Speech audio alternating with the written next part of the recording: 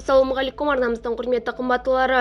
Қазақстандағы және әлемдегі болып жатқан ең соңғы жаңалықтарды қошқардың қатарында білгіңіз келсе, бейне астындағы лайк-шіне подписаться таңбаларын басып, біздің арнамызға жазылуды ұмытпаңыз. Егер сіз жазылған болсаңыз, онда біз бастадық.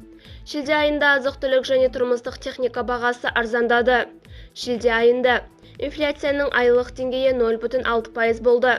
Бұл маусым айындағы көрсеткіштен 0,8% төмен, деп хабарлайды Түркістан газы. Шілде айында бағаның ең көп төмендеуі маусымдық жеміс көкөніс өнімдерінің жекеленген түрлерінде тіркелді.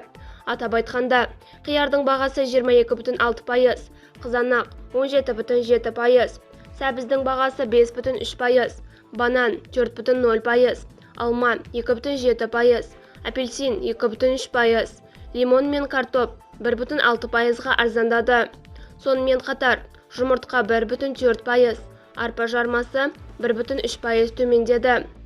Азық-түлікке жатпайтын тауарлар арасында пайдаланылған жеңіл автомобиль бағасы 3,8%, электр, ет тартқыш 2,2%, кір-сабын 1,5%, смартфондар мен көзілдіріктер 1,3%, шаш бояуы 0,7% арзандады.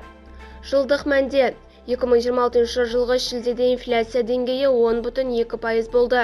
2026 жылғы маусымда 10,3%. Азық-түлікке жатпайтын тауарлардың бағасы 11,7%. Азық-түлік тауарларының бағасы 10,1%.